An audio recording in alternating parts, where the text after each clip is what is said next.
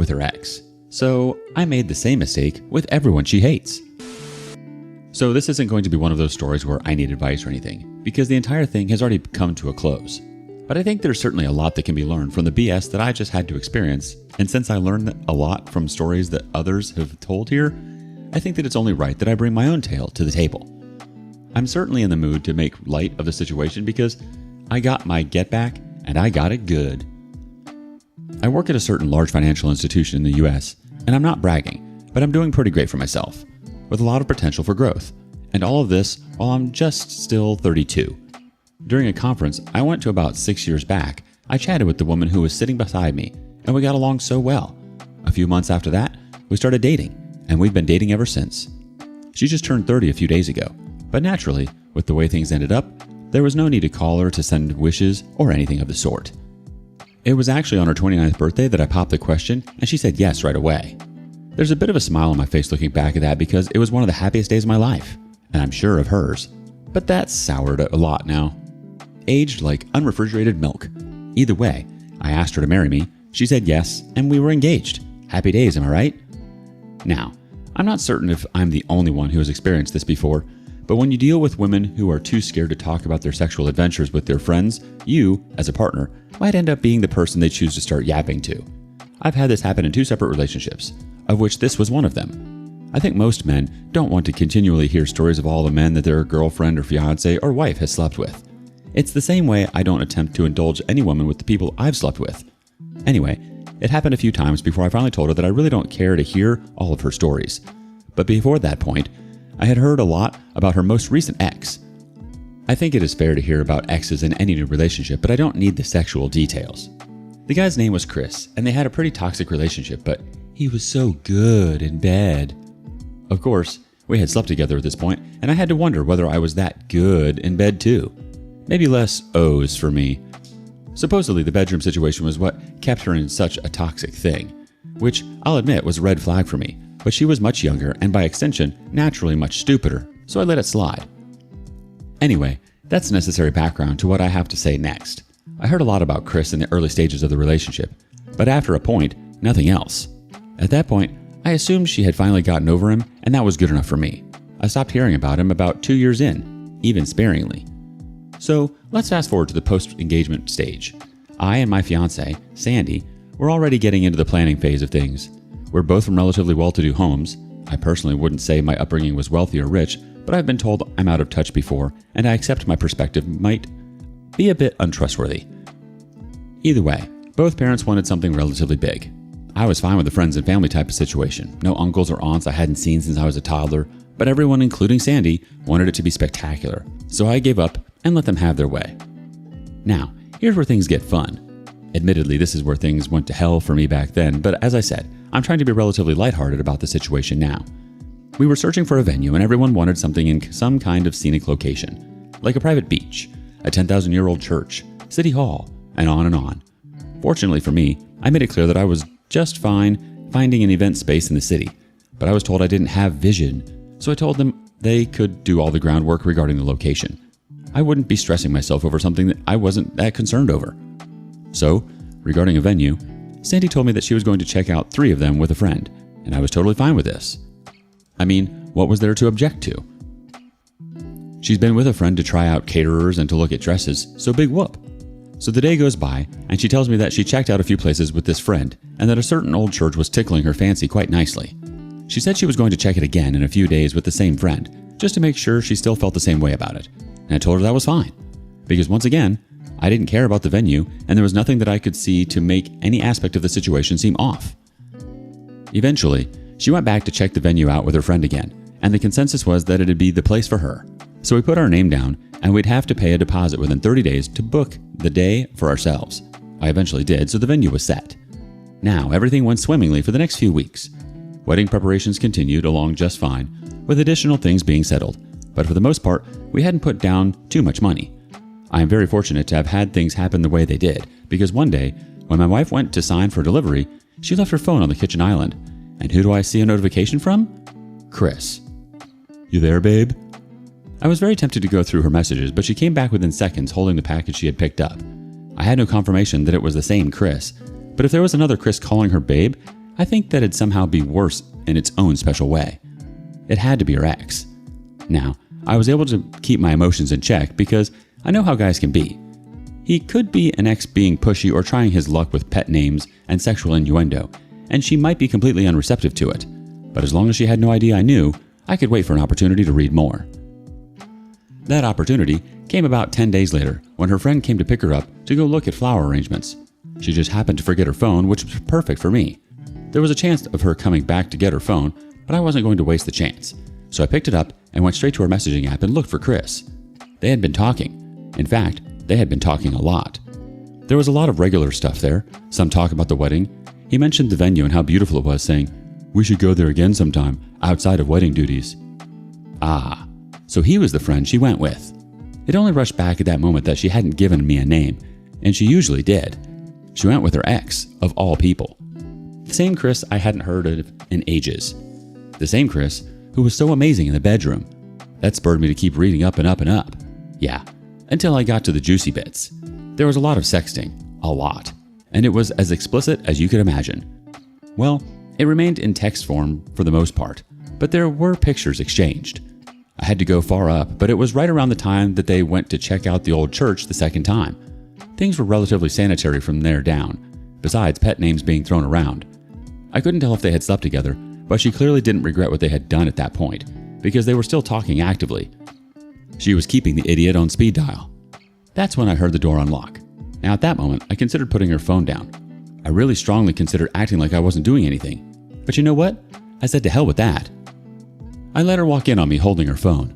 As soon as we locked eyes, I saw her eyes widen, and she nearly sprinted towards me, trying to force a lighthearted, "What you doing?" When she got by my side, she saw Chris's chat open on her phone, and I just looked up at her from where I was sitting. She struggled to find words to say. I could see her lips trying to move. "You went through my phone? Really? Are you serious?" Yes, she tried to make me the villain. I was so pissed off by the response, but all I did was laugh. I actually think it might have seemed like I was crazy because she took a step back. "I actually have no idea. I genuinely had no idea," I said to her. "Your lover sent a message when you went to sign for the package the other day. I saw the notification, and that's what spurred me to check your phone.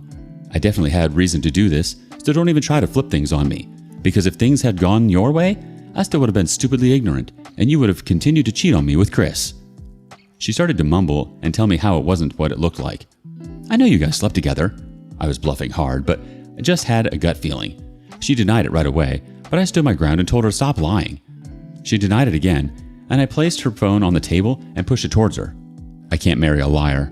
That's when she erupted into tears, wailing and telling me that it was just once. I laughed again. "Just once you sexted with him? You guys are still in contact." "It was a mistake, baby. I made a mistake." She kept trying to touch me, but I kept swatting her away. That line was incredibly funny to me because it was only a mistake because I caught her. She would have kept going along with me and her ex on the side. She would have gotten married to me and probably kept sleeping with him. Like, the length things could have gotten to had I not caught this slut was actually quite distressing. To think that I had no idea and I had trusted her entirely before I had just happened to see the message on her phone. It's riling me up right now thinking of it. I stood up and I went to the bedroom and grabbed her suitcase from out of the closet. She followed me, and once she saw me throwing her belongings into it, she started to wail again, which was really starting to piss me off. She kept begging me through tears, but I was really not in the mood for any of this. To imagine I was planning a wedding with her was crazy. "Give me the ring back." If you see the look on her face at that point, it was like she had seen a ghost. I think despite everything, it was at that point she actually realized how deeply she had messed up. She realized the actual consequences of her actions. My hand was outstretched in front of her for like 2 minutes before she finally took off the ring and placed it in my hand. She didn't even fight it, and that made me glad since I was starting to run out of patience at that point. After roughly shoving some of her stuff into the suitcase, I passed it to her and told her to get out of the house, which she did silently. That night, I locked the door, turned off all the lights, and I got drunk. The next morning, I woke up to several missed calls. There were some from her, some from her parents, and even some from my parents. Obviously, she had to have told them that I said the wedding was off, but I wondered if she had told them why. Almost definitely not, I thought at the time. Honestly, I wasn't in the mood to talk to anyone because there was nothing they'd do beyond either sympathizing with me or telling me that Sandy and I could work past things. I didn't want to have to put up with either of those. At a few points during the day, people came knocking on my door, but I was silent all through and they eventually left. It wasn't until the next day that I created a group chat and added both sets of parents, Sandy and her siblings. I wrote a very long message detailing absolutely everything that happened in as much detail as I cared to include at the moment. I didn't care that her parents were there or that mine were there. If they were going to have any input on the state of the soon-to-be canceled wedding, they'd need to know exactly where I was coming from. So yeah, I told them absolutely everything. It was tiring recapping the whole saga, but I did. The group chat was silent for a full hour after that, even though I could see that several of them had read the message, including my ex-fiancé. The first indication I had gotten that someone had actually comprehended the entire thing was when my dad called me. I remember exactly what he said. "Son, I'm sorry. You made the right choice. It'll hurt, but it was the right choice." That stuck with me because a weaker man might have gone back to his vomit when the pain got too strong, but I never even considered it every time I remembered that line. Throughout the day, I got messages and calls, some of which I replied to, some of which I ignored. It was clear, though, that everyone had gotten the news and there was no point talking to me about it because my mind was set. That right there was pretty much the last time our wedding plans were so actively spoken about, at least in my knowledge. Her parents never tried to plead with me because I assumed they had the sense to know their daughter had messed up immensely. But the thing is, that wasn't enough for me. It really wasn't.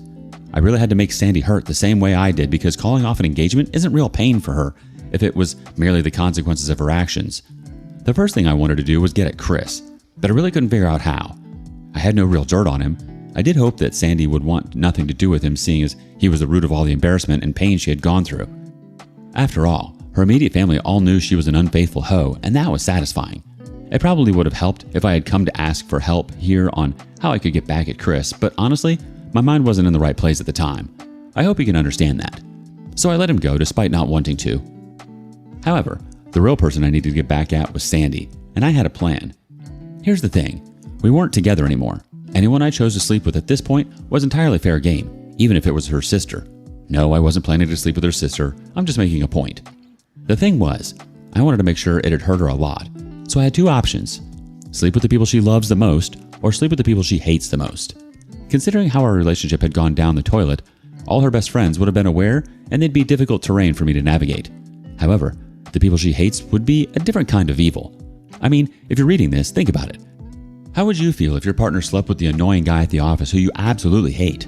It'd make you hate him even more. But it'd also hurt a lot because you're sharing your partner with the last person on earth that you would have chosen. That was my reasoning. So I had to go through my head to figure out a few female coworkers that my wife had complained about a lot. Top of the list was a Sophia, who she hated because she thinks she's all that, which was probably a girl speak for feeling threatened by her. That might have meant she was a hottie, and I was excited to find out. There was a college classmate called Melissa. They used to be friends, but then Melissa slept with one of my ex-fiancé's exes, and they had a huge falling out, and Sandy hated her ever since. Finally, I could recall a Japanese girl called Toki, and Sandy explicitly said, "I hate her because she tries to act all dainty and cute, and the men drool over her like fools." My list had a few other names, but let me jump ahead and tell you that I either couldn't do enough digging to find them online, or I failed to seal the deal. Anyway, Sophia wasn't hard to find. They work at the same place, so LinkedIn helped me out immensely in that regard. From there, I was able to find her Instagram account and I messaged her from there.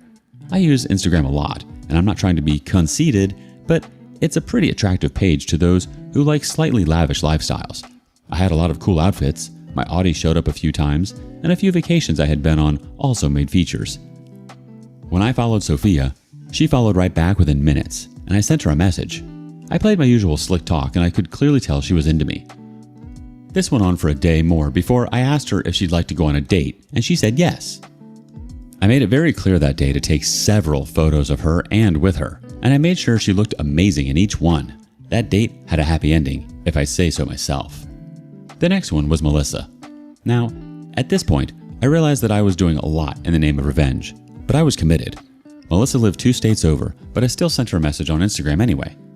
The problem was, and I didn't bargain for this, she recognized me. My wife and her had not kept in touch, but I guess Melissa made it a habit to keep occasional tabs on her life out of hate or something, and it certainly showed up on my wife's social media. I was found out, so I went for an honest route. I let Melissa know I had split with Sandy, and she said, "Good, I hated her." The next message, "Oh, I'm sorry. I know you must still love her." I told Melissa that no, I did not still love her, and I was looking exactly for someone who I could share my hate with. She started a voice call with me immediately after that message. I did find that odd, and we got to talking about my ex-fiancée. At a point, I just blurted out, I want to get back at her. And Melissa, apparently a chronic homewrecker, said, "You could sleep with me." At this point, I could see why Sandy hated her back then, but this just worked in my favor. See, setting things up was incredibly easy. I flew over on a weekend. Melissa and I went bowling and sightseeing in her city. Again, with lots of photographic evidence for my devious purposes. And then we went to her house and had some fun. She even let me take some very suggestive photos of her. Apparently, the hate between the two of them was a lot deeper than I envisioned. Finally, it was time for Toki. I was lucky with this one because I found her on Tinder. I had no idea what she looked like, but the name Toki was certainly not common for the area I lived in. I matched with her right away, and I sent her a message. She was pretty slow with her replies, and when I proposed a date, she said she wouldn't be available for the week. It took a while for me to seal the deal, especially because I eventually went on a date with her. It took 3 dates to get anything to happen. I got my photos though, of course, all taken with her fully aware. It took exactly 6 weeks for me to finalize all of this, and I won't lie. I really wondered whether I was a psychopath to go through all that trouble to get back at someone, but I knew I'd finally feel a lot better at the end of it, so I brushed those feelings aside. I texted Sandy out of the blue one day, and it took her ages to reply, but she eventually did. We got through some very awkward pleasantries, but I told her I wanted to meet up with her, though I didn't tell her what for, and I'm certain that got her hopes up. She told me she could be ready in 15 minutes, but I insisted that we meet in 3 hours, because I really wanted to drive her crazy with the suspense. No, we were not getting back together, but I bet that's what she thought. Finally, the time came, and I met her at a park. She was there before I got there, which was unsurprising since I had been as sluggish as possible while preparing. She stood to hug me, and I accepted it. It was easier to get her hopes up if I wasn't too cold. We went through a bunch of dry pleasantries before I took out my phone and sent her a bunch of media. I told her to take a look. Her straight face melted into a frown as she opened the photos I had sent her. The first face she saw was Sophia, and she said, "Why are you showing me this?" But before I could answer, she scrolled to the next picture, which had me and Sophia in it. Then she kept scrolling, past the Sophia pictures to the Toki ones. She was a lot of fun to be around. I made sure to say that extremely casually. I saw tears welling up in Sandy's eyes, and she kept looking. Then, she saw Melissa. First, a video of me and Melissa bowling. Then, the more explicit one. She literally watched that video loop 3 times before I said, "None of these women were as bad as you made them seem. In fact, they were all a lot better than you, especially where it mattered most." She flipped out. She stood up and started howling explicitives at me. She kept pointing her finger at me aggressively, and I wondered if she was going to feel the whim to hit me at any point. But she just kept screaming and shouting about how I was a scumbag and how I was a piece of crap and on and on.